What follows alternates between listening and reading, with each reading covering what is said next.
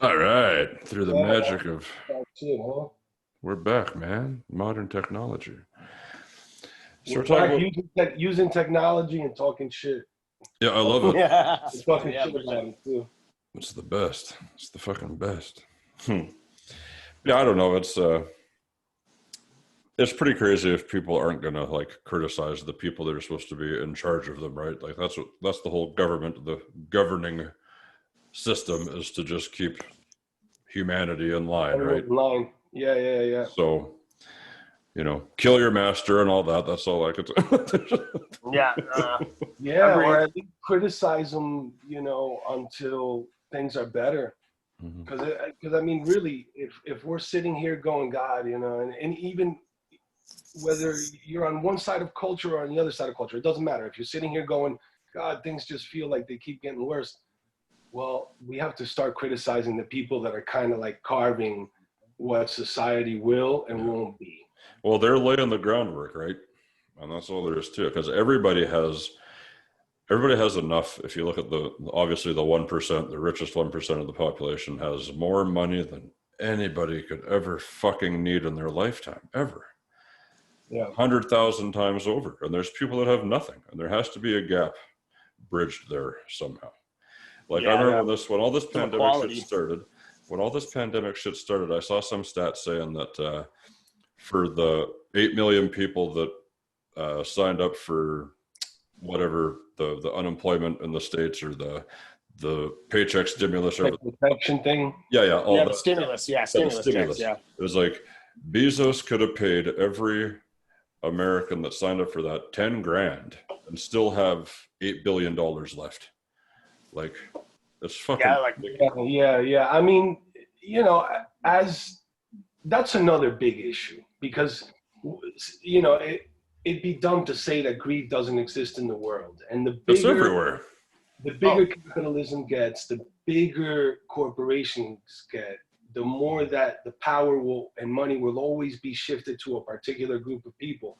Mhm. So then you almost like have to address, not in a socialist way or anything like that, but you have to address the hoarding of power and money, Yes. because that's what will occur. And I mean, there's also an argument that says, there's a debate that, people that are wealthy also give to charities the most, and that is Okay. absolutely the truth. People that Okay. are wealthy do donate to charity in huge amounts, millions, billions of dollars. They do that, and they do that for a tax break. They're not paying taxes to fucking begin with, and then they get a tax break on the no taxes that they're paying. Yeah, So they're of just course they're basically gonna. saying like, Here's well, I'm not your going to give you the money. I'm yeah, going to help yeah. this guy instead. yeah. Yeah. This guy, I know this guy. I basically run his business, so I'm fucking donating to these guys, so it all comes back to me anyways. So I'm Mm-hmm. not gonna give homie on the street that can't fucking put two pennies together and change his fucking world completely. But my other lesser billionaire friend over here, I'll help his organization out because I have stake in that. It's fucking Yeah, bullshit. yeah. The circle is tight, and it seems like, to break their circle, you either have to be in one of the families or get incredibly lucky, know how it is, you get in their circle, Yeah. and it all has to do with money and power and withholding of, stock in companies and shit like that, and going to the right schools with the right people and being in the right fraternities and all this, really Skull and bones and being groomed for all that complicated shit. stuff, I guess. Yeah. Yeah. I guess it's a lot So more complicated than like buy an instrument, write a song, and maybe things will happen. yeah. Oh man. Yeah, no doubt. But art is something that is so important for, especially for, and Bob Marley, everything, whatever, standing up for oppression. If that's the only voice people have nowadays is through their music or through like politically conscious rap and everything like that. Like that's what hip hop is about. That's what reggae is about. That's what all music is about, really. You don't hear a Yeah. musician saying how good shit is all the time. Like in the Yeah. world, there's always an air of pain and longing to do better and have better shit for everybody. It's not just like fuck, everything's pretty good the way it is and I love stuff. Bye. That Yeah, wouldn't exactly. be music. Yeah, yeah. I mean, you could almost say that music is the voice of It is. society. If It is. society feels oppressed, that music is the voice of that society. No, well, music's I all. mean, obviously, I mean, in metal, I mean, as far back as you could think, they've been talking about oppression. 100%. Like bands like Creator, that's all they talked about in their early Sepultura, Soulfly, all that. albums. Yeah, exactly. Rage Against the Slayer Machine, got a remember little that? bit more- Slayer got a little bit more religious, but it was almost like a war religious, where it was about oppression still. Yeah. A lot of Rage Against the Machine comes to mind when that comes up. That's for sure. Yeah, totally.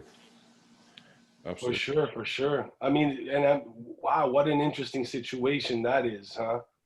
Yeah, I mean, nowadays the argument of, if you're too leftist, you're crazy. If you're too righty, you're crazy. Yeah. But if you're right down the middle, you're too coward to pick a say side. whatever they want. Maybe, I don't know. Yeah, I used to consider myself left, but it's like with the current political climate and the way things are going, I find myself more happily neutral than anything, I guess. I kind of see things from both sides. You got to see the pros and cons from both sides, and I mean that's just life in general, though. I think so, because it's kind of like cheering for a football team that gets their ass kicked all the time, right? Like my fucking team, my team never wins, but they're my team, so fuck it, I gotta fucking stick with them, right? Yeah, exactly. You can always opinions can change. Yeah, for sure. But I think you take the best approach you can there, buddy. Just dead center all the time, and it could go. No, exactly. You gotta always weigh the pros and cons and kind of look to see the more truth than what they try to shovel you. Yeah, I mean, it's scary, when you can't adjust. If somebody shows you new facts to something, if you're unwilling to adjust your opinion, you have a problem with like accepting things. Exactly. That's kind of like what I get from what you were saying, though, for sure. Yeah, that's pretty much it. Yeah, exactly. I think if there's people out there like that for sure. Where you're like, no, look, hold on, this is it's number 7. You're like, no, but if you turn it this way, exactly. Yeah, exactly. I'm definitely like the dog with the puffy tail syndrome when it comes to certain things. You point at that, and I'm like, oh, he's totally right. Oh, but he's totally right about that too. And then the ever rotating opinion, I guess. Yeah, I don't know. Man.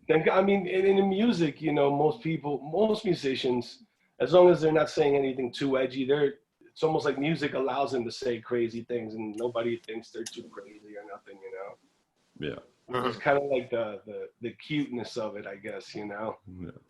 The cuteness of it, yeah, for sure. 100%. At least the cuteness of songwriting. You could just be crazy in your songs and people won't necessarily think you're crazy until you do something crazy. Then you're exactly. From a crazy action, then they're like, we should have known. Look, read his lyrics, Yeah, no, exactly. Like Gigi Allen. Gigi Allen was a fucking maniac. Oh, that guy was a maniac. Man, he was thematic. He had the themes down. Yeah. Oh, yeah. That's one way to put it. He didn't stray. He had like this theme, and it was like this personality character, and really, he was all about that. Yeah, that was just him. That was him. Yeah, that was definitely not a gimmick. That was definitely as real as it gets. Like all I could think of was that Jerry Springer show. I think he was on, wasn't it? Where they brought him on live TV, and then he started like spouting his usual Gigi Allen stuff on live television. Yeah. I think that was Springer, yeah, for sure. Yeah, it was like talking about how he just didn't believe women had rights and all this other offensive stuff that people would probably go crazy about nowadays. Yeah. Oh yeah, for sure. I mean, he's he was like what button can I push? Yeah, whether he believed it truly within himself or not, I think he was just out there trying to get a rise out of people. Yeah, definitely. To see if people are fucking awake or not, right? Are you pushing buttons? Are you there? Hi, poke, right? I don't know. Yeah, I mean, especially like the shit on stage and stuff like that. He did that definitely to piss people off. Oh yeah, definitely. To get people to pay attention, because he knew where the toilet was. Yeah. Wherever he was, yeah.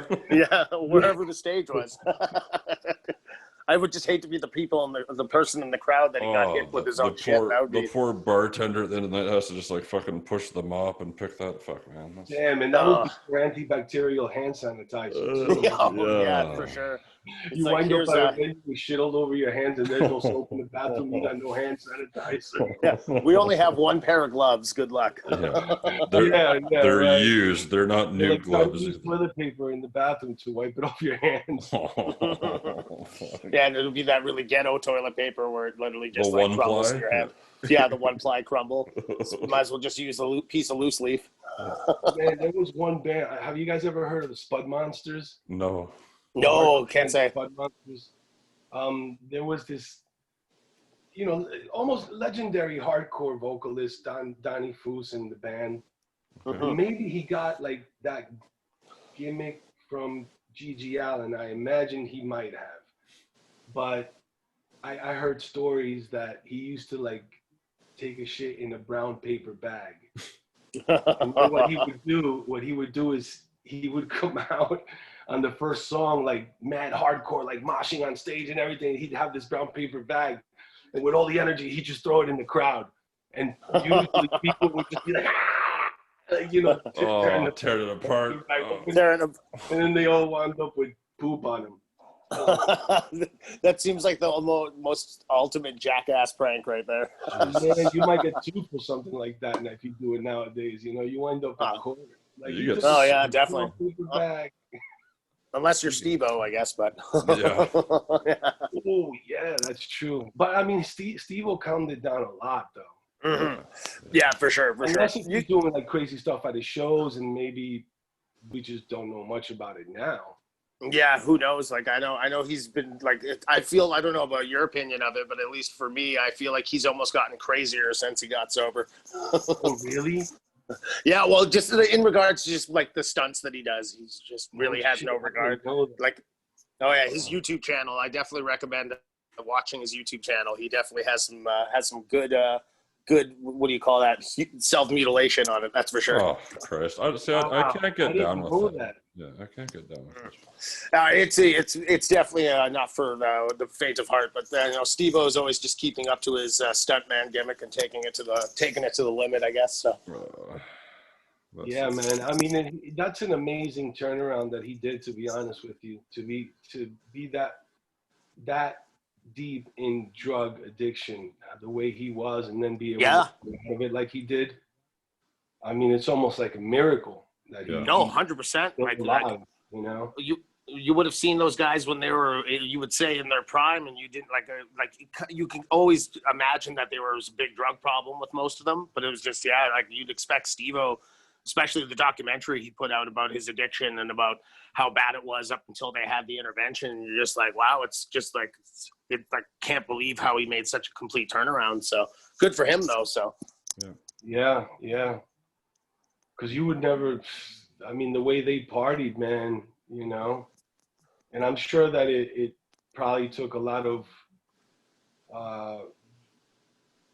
balls for him to be like, no, I'm going to stop that. I could live this other way, even though for the last decade of my life, all I know is drugs. Yeah, exactly. I mean, he probably would have died if he didn't, man. If those dudes would have kept partying. I mean, look at what's happening to Bam. Yeah, what the fuck is going on? Emotional, life change and all that, Yeah. Oh yeah, definitely. Like his what was that? I think it was last year, hey, when he had his meltdown, when he was like having his meltdown on Instagram or whatever it was, and it's a sad state when you see a guy get like someone that you grew up like idolizing all of a sudden just kind of just gets out of control, It's just one of those things where it's like a reality check. You just hope people can snap themselves out of it, Yeah, drugs and alcohol, man. I mean, anything in moderation is fine in life. I'll be the first one to say, like, trip on mushrooms. I mean, experience it. Why not? You're human for a reason. Yeah. Mm-hmm. Oh yeah. This in nature on its own. I mean, sure there are other things that could kill you, but you're here in a physical being to experience it. Yeah, 100%. When you're like far gone like that, like into heavy drugs and drinking every single day, that shit could totally fuck you up. Yeah. Oh, yeah, definitely, man. I think a lot of people kind of fall down that rabbit hole. It's just a matter of finding that light at the end of the tunnel, you know? So, Yeah, for sure. For me, I just, luckily for me, nothing ever like clung on to me. You know, I've messed around with everything, but the only thing was like weed. I like weed. Yeah. Cheers to that, my friend. Cheers to that. That stuck with me, and that was it. And somewhere along my life, I was like, well, okay, maybe this thing won't fuck me up. I'll just do this, and that's all I'll do ever, and I don't want to touch anything else. That's the way to go. That's the way to go. For 100% agreed, Joe. I used to smoke so much fucking weed, and it was just, you know, I used to drink too much and smoke too much, and it's just, you know, I cleaned my shit up. It was a personal thing. It was just starting to get on top of me, right? So I was like, I better just fucking back off a little bit, you know. It's good. Oh yeah. And some people need to like, what is the thing that I think I can tolerate and still feel good? Yeah. And I'll just do this, and you got to like pick your battles in life sometimes. Yeah. Well, it just started to make me paranoid and give me panic attacks and shit like that. And I was like, what the fuck? Like, I used to smoke weed to not feel this way, and now it's making me feel this way? Like, that's fucking bullshit. Well, it's funny. Yeah. Every time Aru tried to smoke weed, he would have panic attacks. That's a shame. I mean, that's like I kind of see where that comes from. Like paranoia when you're smoking weed happens from time to time, but it's all about like the moderation parts and, you know, the small doses. Yeah, that was the problem. I'd smoke a quarter every 2 days, so it wasn't much moderation. No, yeah, for sure. It's trying to live like that. Back right there, bro. Well, you got to back off a little bit, right? So living the life like the Cottonmouth Kings. Yeah, fucking right, yeah. Yo, for real. Calm down. High as fuck, just watching documentaries in my basement in the fucking dark. That's just rock star, right? Hey, man, that was like me like 10 years ago. Yeah, it was about 10 years ago for me too. So there you go. Yeah. Yeah, man, just the weed. I do the vape thing now, you know. Oh, do you do CBD or do you do like extracts or the concentrates? It's CBD, but also with THC in it. Yeah, 100%. Yeah, I've definitely caught on the shadow train, as they call it. Yeah, just because it's like the least, you know, impactful on the environment, I guess, or, you know. And it's like it's less. Yeah, it doesn't stink. You're not like, it's not super like odorizing everywhere you're at, and, you know, you could like smoke it, and it's kind of a little bit more conceivable or concealable, I should say. Yeah, you could be like, I gotta go take a piss. I'll be right back. Yeah, there you go. Yeah, exactly. Good to go. Yeah, definitely loving the fact that nowadays, especially with weed pretty much just being legalized in Canada and whatnot, it's definitely. Is it federally legal there already? It's legal here now, Yeah. You can go to like government. You go to the government-owned stores where you could buy weed there. That's like, it's everywhere, man.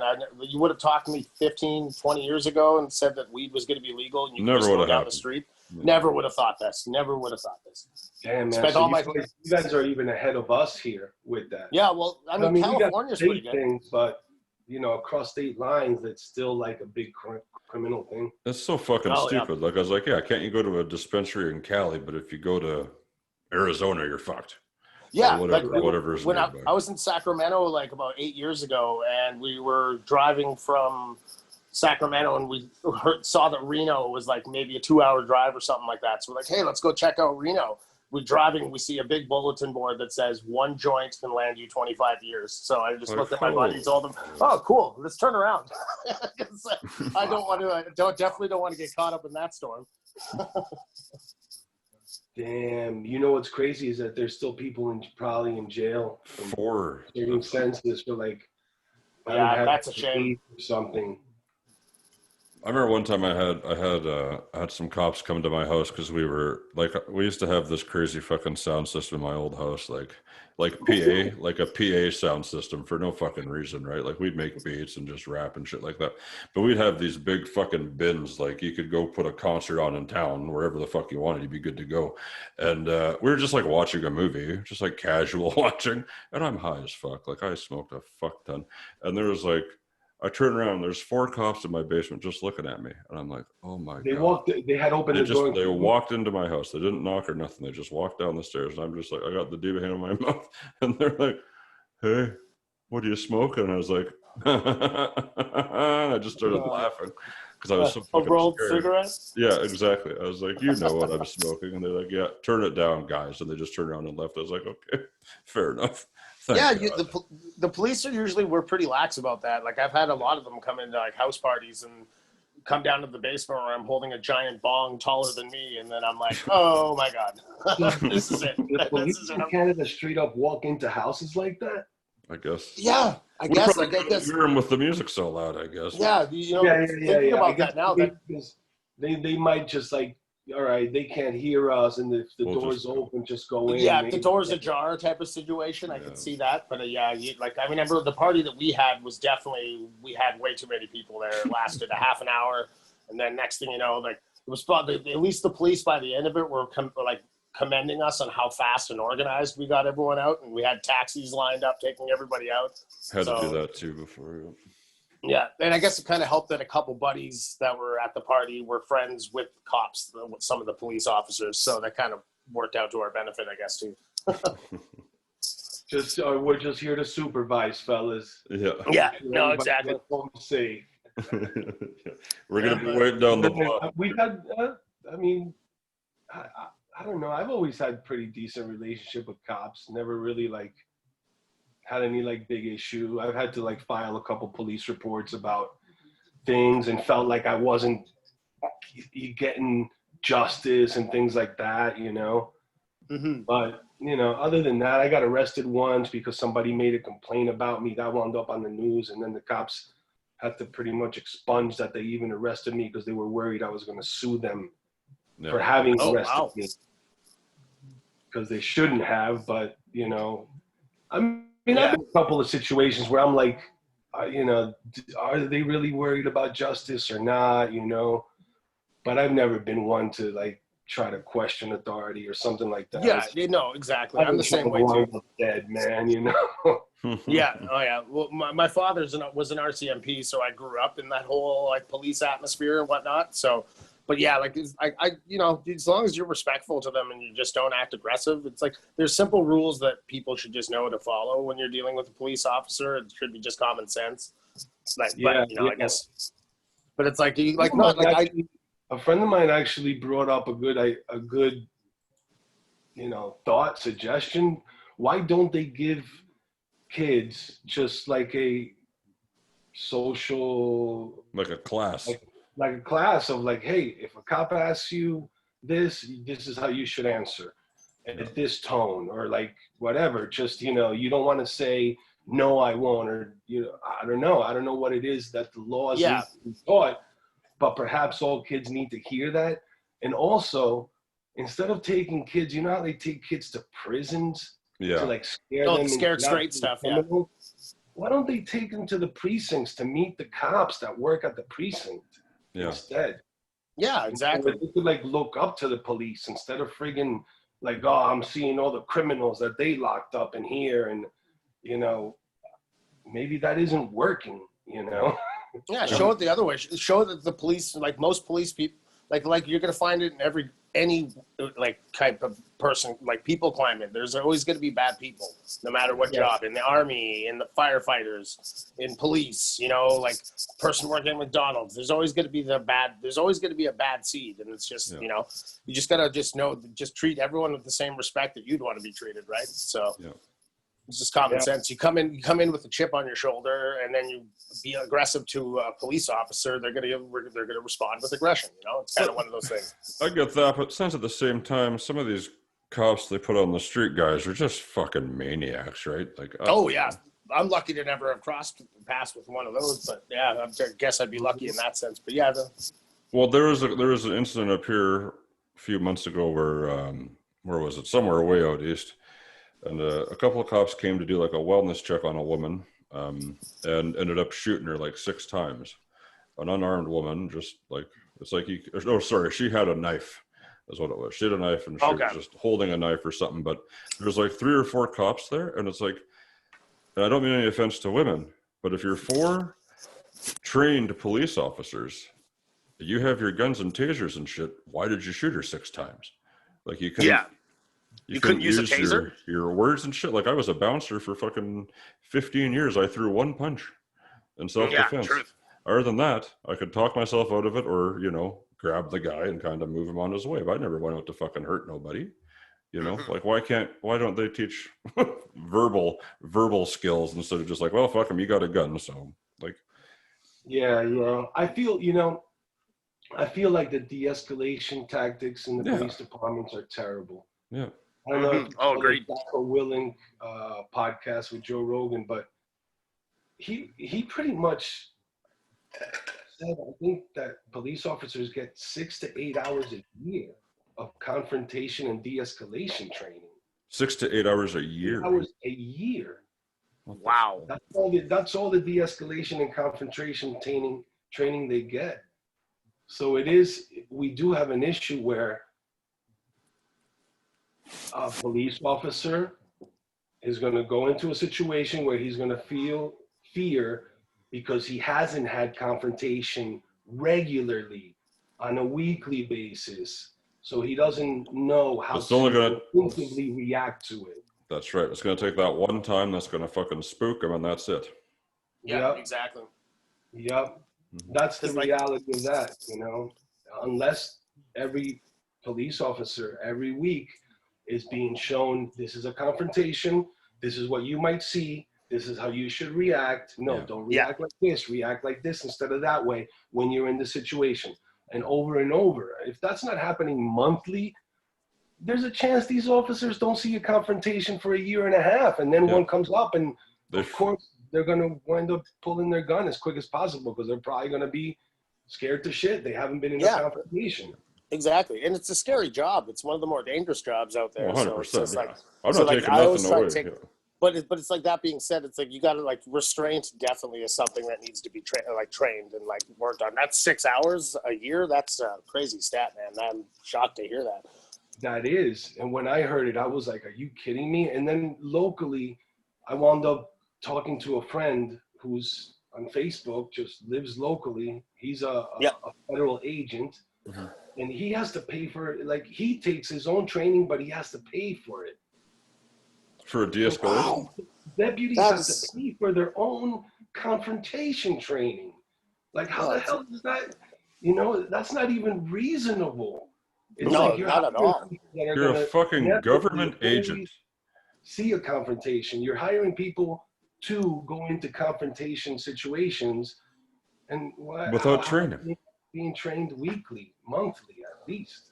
Wow, that's your job. That is your job, is diffusing conflicts. And if you don't have any idea how the fuck to do that, it's not a good mix, man. Well, yeah, for sure. Because police training, isn't it like under a year it takes for a police officer to graduate? Well, RCs I think are different, but for like city cops, I think you get less training than like a fucking hairdresser gets. Yeah, apparently. I know. Or someone that works at Starbucks or whatever. Like all these, a fucking clerk at Starbucks can de-escalate better than a police officer. Yeah, true. Yeah. And part of that is also, knowing that you have the power to end the confrontation. Yes. And not using it, which is usually the part that is hard to accept when you're in a fear situation. A lot of people would just, be worried and think maybe they might die, so they would draw a gun as quick as possible. But unless you're training them, man, like they do, weekly, monthly, most of the chances you're just setting those people up for a disaster. Yeah, exactly. Yeah. It's no wonder why it's such a clusterfuck the last year, especially with the whole George Floyd thing and stuff. It's just like situations like that could have been easily avoided. It's just there was another one today. A gentleman in Wisconsin got shot in the back 7 times today. Yeah, I saw the video. Yeah. I can't watch that shit. I couldn't watch the Floyd video. I didn't even bother. I was like, you know what? That's fucking sickening. I can't. I get sick. I watched it once, and that was more than enough. So. Yeah, man. I mean, it's there's gotta be some crossroads somewhere where society can begin to feel like police really have everyone's best interest in mind. And then eventually there has to be a crossroad where police could feel safe having everyone's best interest in mind and Exactly. not feeling like more confrontation is the way to deal with confrontation. Sometimes it is, and there's lines that when they're crossed, you know, somebody's going to have to die if a person does that. Yeah, you know? exactly. I understand if you have an assailant on top of you, they're going for your gun, shit like that, you know, last resort shit. That's how it is. But, Yeah, you know, sure. I don't like the defenseless shit. That's what I don't. Yeah. Like the running away and then you shoot. You know, it's like, what's he fucking hurting? He's getting in his car, he's taking off, man. Okay, maybe you don't know if he's going to get a gun, shit like that. Well, wait and see. Can't you see? If he produces a firearm and he points it at you, you play shitty games, you get shitty prizes. But if homie's just turning his back to you, come on, man, fucking like. Well, it's like that. That's why it's like I think it's been more prevalent now, but with like with like Brazilian jiu-jitsu and stuff being trained to police officers, you got a taser, you can tase them, then you can subdue them.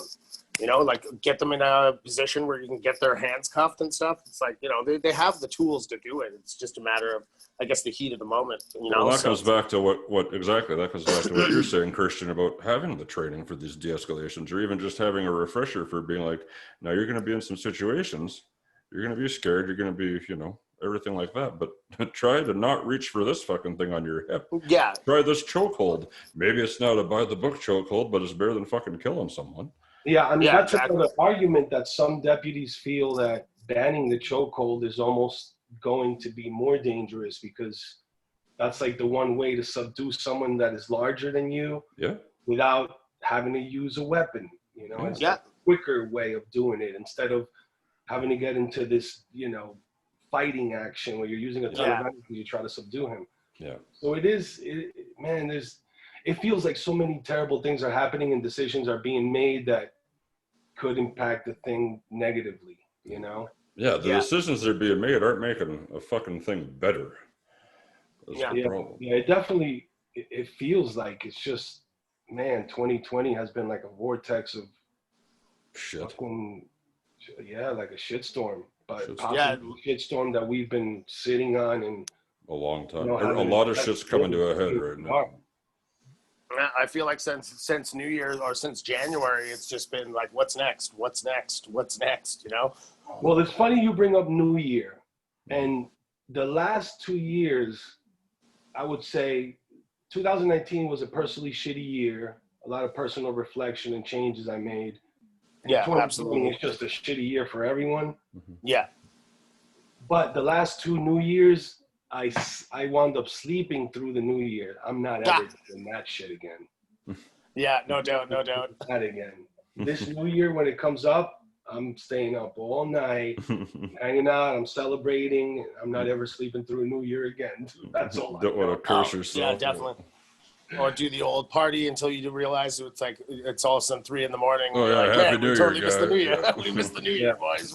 We're stupid. Yeah, I don't know if I jinxed myself by sleeping through the New Year, but I ain't doing it again ever. That's a sign of we're getting old, boys. Yeah, for sure. And I almost did it like fuck this New Year, I'm going to bed, you know, and then look at the way the year turned out. It's like, I'm never doing that again. That's some foreshadowing, I guess. Foreshadowing. Well, speaking of foreshadowing, boys, we've got about 6 minutes left on this round. We're just blowing through it. We'll have to get you back here again, Christian, when this album drops. We'd love to have you back anytime. Yeah, absolutely. Let me know. I love our conversations. I love the conversations on here. We came on here to talk about music, and we just had a fucking great time. Talking about everything else. That's the way it goes. There's just a lot of shit out there, man. You gotta talk about it. You gotta talk about it. That's good. So, like I said, you got an open invitation anytime you want. I'll DM you. We'll set it up. Right on, brother. Well, I mean, it's a pleasure being on with you fellas, man. And, you know, man. I got an album out. I'm out here in the middle of pandemic being like, check out my new music. Well, you know what? Everybody should. I'm going to post the links for your whatever, Spotify, YouTube, website, whatever you got. We'll post it up here. But Die Alone's a fucking great song. A lot of people said bold move to come up with a ballad. I thought it was a smart choice. And, I mean, it sets the tone for what is you know, most of the album is going to be just stripped down acoustic, obviously, right? Yeah, most of the album is stripped down, although Die Alone is the most stripped down song. Okay. There's songs on there that are you know, just me and a piano, and then there's songs Nice. that have, there's like the Welcome to the Machine cover has electronics on there, Nice. and there's other songs that have drums and a little bit. It's not just completely stripped down. It is like the guitars don't have any distortion on them, Right. you know, and it's all acoustic, but there is instrumentation and like some electronics in a couple of songs, and some drums in a couple of songs, and different little things, you know. Yeah, I'm looking forward to it. Yeah, just trying to not be too creatively in the hole, and just that curiosity, you know. For real. When is the ballad was a good time. It's a great, no doubt. It's such a good tune. When's the official release date anyhow? The official release date is September 25th, actually, the same day the Deftones are dropping. Yeah. Oh, that's going to be a busy day. Great, guys. That's great, Deftones' new album, the same day. They had to pick the same goddamn day. Yeah, they fucked you over. They picked it because they knew you were doing it, and they thought, shit, we better get it on the hype with this. Get Chino on the phone. Yeah, get Chino on the line. Tell me really fucked up. Now I got to move my goddamn album release. Yeah. Come on. Yeah. No, that's dope. So if I hit you up, will you send me an autographed copy? I'll buy it, but I want. Yes, absolutely, dude. Of course, man. Yes. But make that dose. I'll definitely get on that for sure. I got to get this album. So. Yeah, September 25th. Okay, I'm booking it in. Yeah, man, and let me know if you guys want to hang another time. Just hit me up. You got my. You know, you got to be careful because the last person that said that was Richie Cavallero. He turned into a thing. Turned into a regular. He was there for 6 months. We talked to him once a week. So if you want it, I will. Yeah, we'll do it, man. We'll do it. What kind of shit did you guys talk about? He would talk music. He'd pick an album he was listening to, and we'd talk about it. Then we'd just shoot the shit kind of like we do now. Oh, okay. But I really liked the introspective conversation and everything we're talking about. So I'll hit you back. He's a badass dude, bro, and he's got a great perspective on almost everything. Yeah, you know? he does. I mean, he's so film at such a young age, and he's met every culture at such a young age, and I mean, he's seen what fake people are at such a young age. He saw like people that are humble and stick by you at such a young age. In the music industry, you see all that shit, man. He was in it when he was a kid, you know. So he has like this very unique and intelligent perspective on almost everything, you know. Oh yeah, for sure. 100%, man. He's a good dude. But I'm game whenever you guys let me know, okay? And I'm gonna save you guys. I'm gonna save you guys a couple of CDs and all that. Oh, dope, man. I'll send you money for that. We'll get it when it comes out. I'll have a couple of them. I think the label's got to send me a couple boxes. I'll save you guys 2 CDs. Save me dude, too. You're the best. Awesome. All right, man. And like I said, email me the song and I'll send it out to my people. Absolutely. I'll send you an MP3 tonight for sure. Great. Cheers, man. Sounds good. All right. Hey, man. You guys have a great thanks, Christian. night. You too, brother. Cheers, man. Right. Take care, brother. Take care, brother. Wow, Christian from El Nino. We finally talked to him. That was fucking awesome. Kevin's first time on the podcast. I thought Kevin did well. I thought you did very well. Well, thank you. Well, thank you. That was definitely a learning experience. I had a great time, man. Thanks for having me. Of course. So now when we get Christian back, we'll have to plan it out when you're available, and the three of us will just have to work it out. Oh yeah, definitely, man. If it's 11 o'clock one, we should be good to go, man. Because like the time zone difference here is I don't work later than 11, so. Okay. Yeah, it's always around this time, around 11 your time. So. Yeah, buddy. Yeah, buddy. All right. Well, I'm going to get this online. So thank you so much, my friend. Thank you, Christian. Yeah, you too, brother. I'll shoot you a text and keep me posted on another episode you'd like to have me on, man. I'd love to be back. So. 100%. I will do that, my friend. Take care, buddy. All right. Take it easy, Joe. Later. Peace.